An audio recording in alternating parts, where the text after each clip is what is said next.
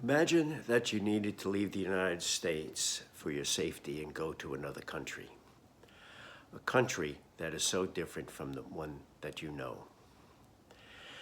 You have to leave quickly, and you can only take one suitcase.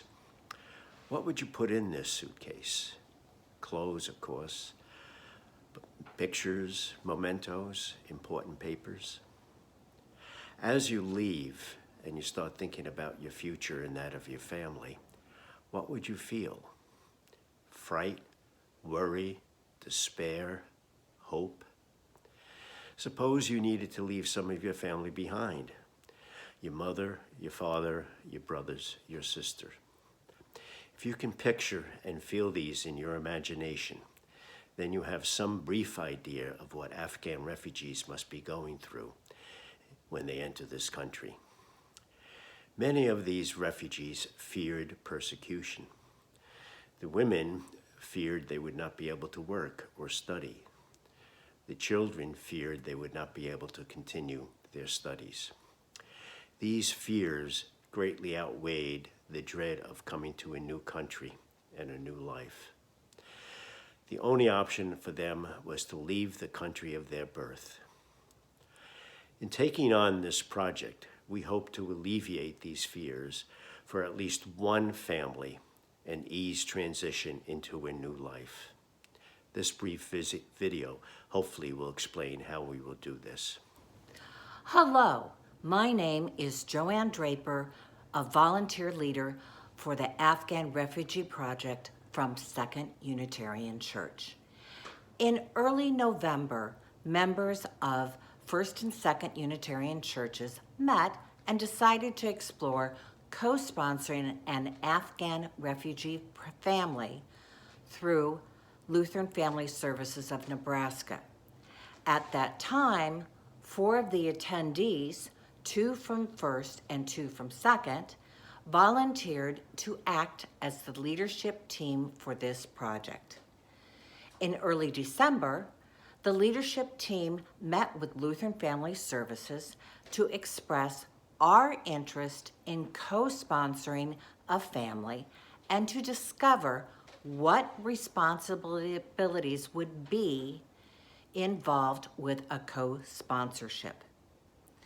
The team took our information to the board from Second and to the ministry team council at First Church, and approval was given for the formation of the joint Afghan Refugee Project.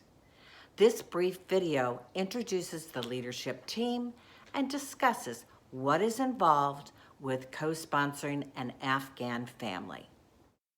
Hi, I'm Barb Herring with First Unitarian Church of Omaha, and I'm one of the co-leaders of the Afghan Refugee Project. At the end of October of 2021, there was 53,000 Afghan evacuees living on 8 U.S. military installations. By early December, that number had decreased to 34,000.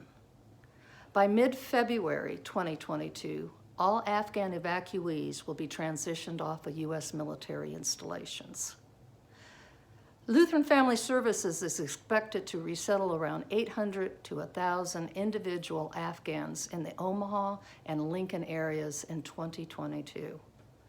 These refugees arrive in the United States with very few possessions. As of late December, Lutheran Family Services had well over 30 Afghan refugee families in temporary housing, such as Airbnbs and extended stay hotels. The biggest challenge for Lutheran Family Services is finding affordable housing for the family. The main goal of Lutheran Family Services and its co-sponsors is to make the refugees self-reliant within 3 to 6 months. They must have permanent housing, have a paying job, know how to shop for necessities, and understand how to get around town. Hello, my name is Michaela Weiss, and I'm from Second Unitarian Church, and I'm a volunteer leader with the Afghan Refugee Project. As co-sponsors, our work is to act as guides, friends, and advocates for our refugee family. The families that are coming in from Afghanistan can be anywhere from 1 to 12 individuals, but they're averaging about 6 per family. Now, as a guide, we're supplying furniture and household goods and food, and getting them acquainted with important aspects of American life and culture, and we're certain that they'll have lots of questions for us. As friends, we'll offer emotional support and encouragement as they make this adjustment, and we'll share in their cultural heritage, honoring their customs and traditions. So as they learn from us, we'll also be learning from them.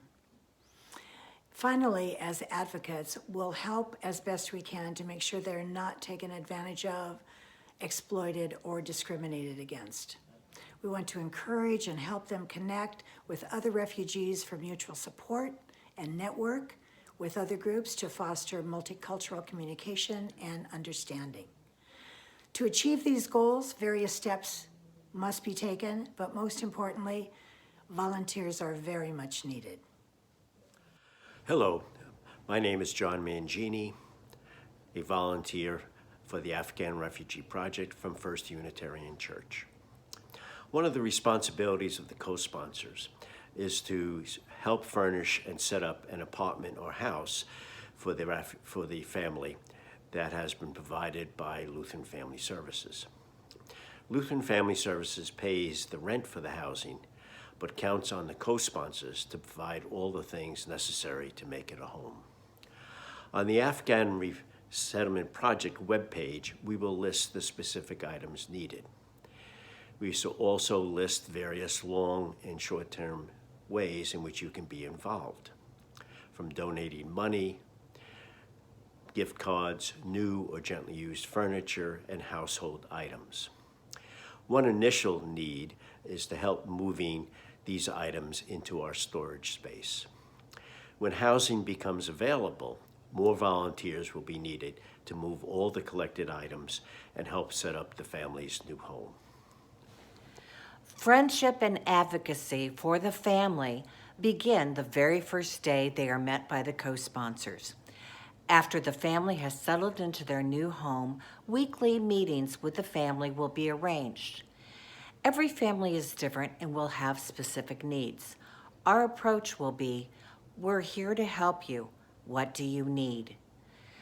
They may need assistance in school enrollment for the children, learning how to navigate the bus system, driving family members to various places, grocery stores, medical appointments, to work, exploring Omaha, their new home.